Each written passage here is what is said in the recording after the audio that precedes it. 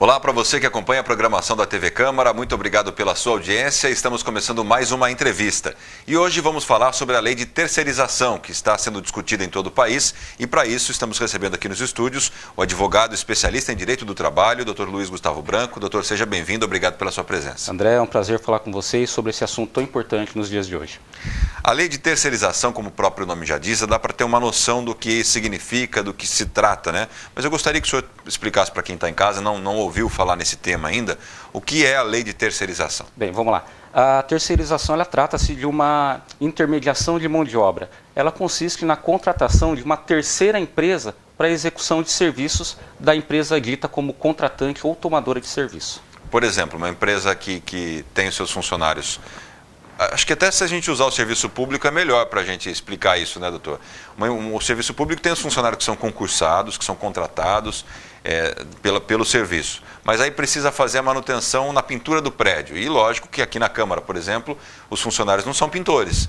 E não tem um pintor concursado, então ele tem que terceirizar esse serviço. Isso. Mais ou menos isso. Essa é a terceirização dos serviços. Essa nova lei vai permitir a terceirização diretamente em relação ao empregado. Essa nova lei, ela proíbe a terceirização no serviço público, nas administrações diretas, autarquias e fundações. Mas já que você mencionou serviço público, ela não proíbe a contratação de empregados terceirizados por empresas de economia mistas ou empresas públicas. Um exemplo, Banco do Brasil. O Banco do Brasil pode simplesmente, conforme vai se aposentando os seus empregados, ao invés de abrir concurso público, terceirizar toda a sua atividade bancária. Então essa lei ela faz essa possibilidade. É por isso que está em discussão a sua constitucionalidade, a sua viabilidade ou até mesmo a sua necessidade. Certo, entendi. Agora, então, vamos esquecer o serviço público, que é a parte, mas para exemplificar deu para entender. Na empresa, o empresário de uma fábrica de baterias, que tem aqui muito em Bauru, né, é um ramo conhecido, inclusive passou por algumas dificuldades, já não é terceirizado, porque ele tem a fábrica e tem um empregado lá. Qual a diferença do empregado que ele tem atualmente com o empregado terceirizado, numa empresa privada? Hoje, essa lei é um projeto de lei, ela ainda depende de aprovação e sanção presidencial. Ela foi aprovada na Câmara, né? Isso, o texto base dela foi aprovado, agora estão sendo discutidas as emendas. Após a aprovação na Câmara, é remetida para o Senado, que tem 45 dias para aprovar ou emendar. Se houver emenda, volta para a Câmara. Após isso, é remetido para a sanção presidencial e a presidente tem 10 dias para sancionar ou vetar a lei. Enquanto isso não acontece, o que regulamenta a terceirização no Brasil hoje, diante da ausência de legislação, é uma súmula do Tribunal Superior do Trabalho, a conhecida súmula 331. E ela permite a terceirização, mas apenas em alguns casos. Por exemplo, vigilância, serviço de limpeza e conservação. E também nas chamadas atividades meio. O que é isso? Vamos pegar o exemplo da fábrica de baterias. Qual que é a principal atividade da fábrica de baterias? É a produção de baterias. Essa é a atividade fim da empresa. Terceirizar empregados para trabalhar na atividade fim, não pode. Hoje é proibido. Mas a fábrica de baterias pode terceirizar empregados para trabalhar na sua atividade meio. Por exemplo, a distribuição de baterias. Ela pode contratar outras empresas para fazer o transporte de baterias, pode contratar empresas para fazer a alimentação dos seus empregados. Essa terceirização hoje é possível. Com a nova lei, a fábrica de baterias pode dispensar todos os seus empregados, contratar dezenas de pequenas empresas com 10, 20 empregados e cada um trabalhar num setor lá dentro. Ou mais, pode contratar os próprios empregados, mas não na qualidade de empregados, mas como pessoa jurídica. O engenheiro vai na prefeitura, faz a sua inscrição e passa a trabalhar como engenheiro autônomo para a empresa, ao invés de funcionário. E essa é a nocividade da lei. O que muda no dia a dia do trabalhador, né? Se ele passar da empresa de bateria X para uma microempresa que vai ter lá 10 funcionários para prestar serviço para essa empresa? Então vamos lá. As estatísticas, os dados até agora demonstram que o trabalhador terceirizado ele fica 2 anos e meio a menos no mesmo emprego do que um trabalhador contratado diretamente. Além disso, ele ganha cerca de 30% menos do que um trabalhador contratado diretamente. E trabalha por 4 horas a mais na semana do que um trabalhador contratado diretamente. Os acidentes de trabalho, de cada 5 fatais com morte, 4 são de trabalhadores terceirizados. O que muda para o trabalhador terceirizado? Essa divisão de serviço vai fazer com que ele tenha menos poder de negociação e vai precarizar o trabalho dele. A gente sempre trabalha com exemplos que facilitam a compreensão. A principal atividade de uma escola é lecionar. Para isso ela precisa de empregados, professores, hoje de acordo com a súmula 331 TST. Com a nova lei, a escola pode dispensar todos os seus professores e contratá-los não só com empresa terceirizada, mas como pessoa jurídica. Então ele faz um contrato com um professor, ao invés de o professor ter garantido os 12 salários por ano, 13º, férias, fundo de garantia, faz um contrato por 9 meses, são os 9 meses letivos, pagando determinado valor, acabou a aula, acabou o contrato. Então isso vai acontecer o quê? A precarização do trabalho. E vai ter novas consequências, inclusive na área econômica. Quer dizer, para o trabalhador não tem tanto benefício, né? Pela impressão que dá, pelo que o senhor falou, a questão é que os empresários vão ter uma vantagem. Quais seriam as vantagens do empresário nesse caso? Dizem os empresários que com a possibilidade dessa nova lei, ficará mais dinâmico a contratação de trabalhadores para suprir as necessidades sazonais da empresa. Eles vão ter podem contratar empresas especialistas em cada área de atuação empresarial. Então isso vai reduzir custo para a empresa e talvez agilidade no meio de produção. Mas tem a contrapartida, que é a precarização do trabalho. Agora, uma questão que eu não sei nem se entra no direito do trabalho, mas como o senhor está acompanhando isso de perto e tem a experiência de fazer esse meio de campo entre o empresário e o trabalhador, acho que o senhor vai poder responder essa pergunta. Por que uma lei que vai ser nociva ao trabalhador foi aprovada no Congresso Nacional? Qual é na Câmara dos Deputados, né? Como é que isso chegou nesse ponto? A gente imagina que as indústrias mantêm um lobby muito forte lá no Congresso, né? E o que estranha talvez é uma determinada central sindical que deveria atuar em defesa dos trabalhadores está apoiando essa lei. Essa central sindical está em dissonância de todas as demais centrais e sindicatos. Inclusive, tem um manifesto dos juízes do trabalho, procuradores do trabalho, e uma carta encaminhada ao presidente da Comissão de Constituição e Justiça, inclusive subscrito pelo presidente do Tribunal Superior do Trabalho, dizendo da nocividade dessa lei. Cita todos os exemplos, o que pode acontecer. Então a gente imagina que as indústrias têm um grande lobby, têm uma grande força, e no final das contas, campanhas são financiadas pelo empresariado, né? E talvez aí seja uma consequência disso, né? O senhor citou superficialmente, como é que a Justiça Trabalhista avalia isso como um todo? Os advogados que trabalham na área? Isso aí a gente vê no dia a dia. Trabalhadores de empresas terceirizadas buscando o seu crédito trabalhista e a empresa já fechou as portas. A empresa contratante, quando ela rescinde o contrato com a empresa terceirizada, simplesmente deixa ver navios os trabalhadores. Então eles têm que buscar o crédito.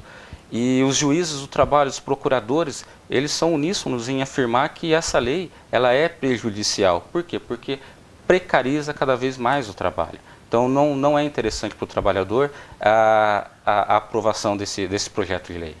Existe algum movimento dos trabalhadores para pressionar o Senado? Se o Senado rejeitar o projeto, ele volta para a Câmara novamente? Isso. Se houver modificação no Senado, o projeto volta para a Câmara para poder fazer as discussões dessas modificações. E se não for aprovado? Aí morre ali ou ele volta? Não. O projeto de lei ele necessita ser aprovado nas duas casas. Se houver rejeição, ele não pode ser apresentado no mesmo ano, tem que aguardar o ano seguinte para nova apresentação. A questão dos movimentos, a gente vê nos jornais que toda semana as centrais sindicais, os sindicatos têm feito manifestações contrárias a essa lei. Inclusive, nessas últimas manifestações, houve quem também criticou a aprovação desse projeto, né, que está em discussão. Então, manifestação está tendo, sim, e só vamos esperar o resultado, né? Porque acho que é interessante agora o trabalhador se manifestar, né? E uma das formas do trabalhador se manifestar é através do sindicato dele, né? O sindicato, a união da categoria em si, para que isso possa ecoar e chegar no senador em que ele votou, porque se o Senado tem o papel de vetar esse projeto e pelo que a gente entendeu é nocivo ao trabalhador, ele deve pelo menos gritar, né? Espernear para que isso não passe, porque pode chegar na presidente e aí são duas hipóteses, ela sancionar a lei ou vetar. Exato. Imagina-se que como na Câmara esse projeto foi aprovado com uma margem larga, 342 votos a 170, se a presidente vetar o projeto, o veto muito provavelmente vai ser derrubado na Câmara por conta do embate que existe entre o parlamentar e o Poder Executivo, né? Mas agora é a hora do cidadão que está envolvido nisso, que é o maior interessado, cobrar a fatura do voto, é ligar para o seu deputado, ligar para o seu senador, entrar nas redes sociais, tentar explicar como isso pode ser prejudicial para cada um, né? Agora, eu gostaria que o senhor explicasse um pouquinho melhor essa questão do serviço público, porque já não existe terceirização. Por exemplo, alguns hospitais, que são serviços públicos, terceirizam a limpeza, então, terceirizam a portaria. Exatamente. A terceirização de limpeza, portaria e limpeza, conservação e segurança, no caso, e atividades que não são atividades fins, essa está liberada, terceirização. Até para o serviço público. Até para o serviço público, não tem problema nenhum. É muito comum a gente ver empresas de segurança fazendo a segurança de fóruns, de bancos públicos, etc. Então, aí não tem problema nenhum. O que não se pode é terceirizar a atividade fim. E do serviço público, a lei ela prevê essa limitação. Não pode a administração direta, as autarquias e fundações fazer a terceirização, à exceção dessas três possibilidades: limpeza, conservação e segurança. Que traz até um benefício, né, num certo ponto, se for analisar. Um benefício para o serviço público que não precisa ter a mão de obra especializada, né, que é, por exemplo, um segurança armado. Agora, para o trabalhador também cai na mesma história de que ele tem menos benefícios, né? Exatamente. Mas a questão um exemplo que a gente dá do serviço público, pegar uma grande empresa pública de economia mista, a Petrobras, por exemplo, pessoas entravam como estagiário, ou seja lá de outra forma, e almejava chegar à presidência, e isso era possível, né? Se for possível, aprovada essa lei, isso não vai mais acontecer, porque vai haver a terceirização e não vai ter mais um céu para o trabalhador. Ele não tem vínculo nenhum, né? Não tem vínculo nenhum, ele pode ser trocado a qualquer momento, então ele não vai se dedicar, ele não vai mais vestir a camisa da empresa que trabalha. E quando se trata em serviço público, a gente quer servidores com estabilidade justamente para poder servir ao público.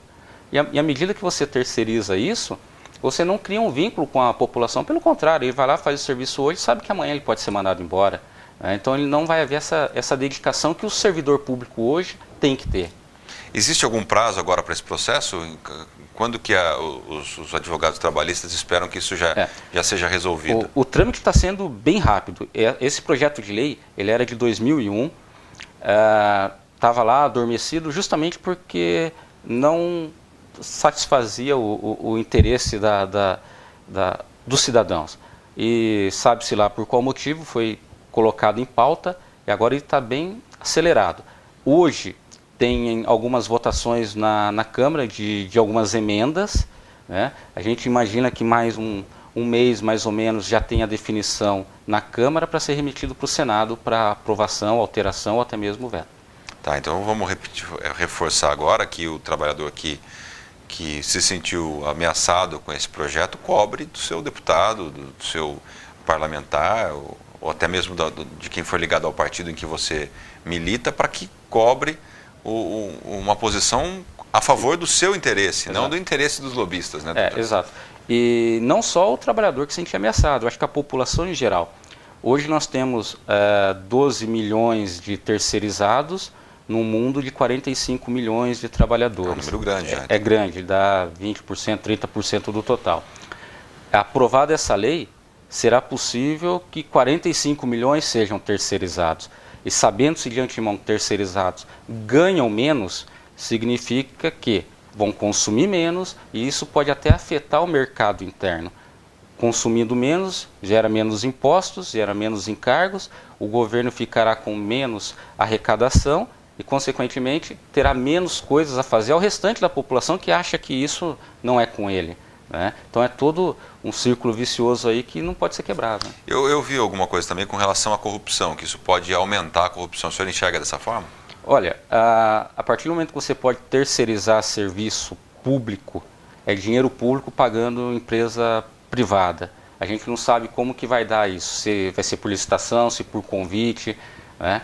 Então, pode ser sim, dá margem porque haverá mais contratos entre os órgãos públicos e a iniciativa privada.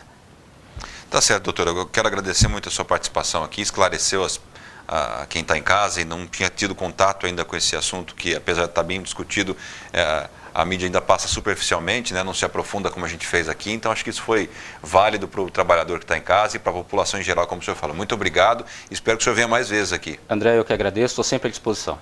Muito obrigado, doutor, e obrigado a você que acompanhou essa entrevista, pela sua audiência e até a próxima. TV Câmara, se interessa para você, interessa para a gente.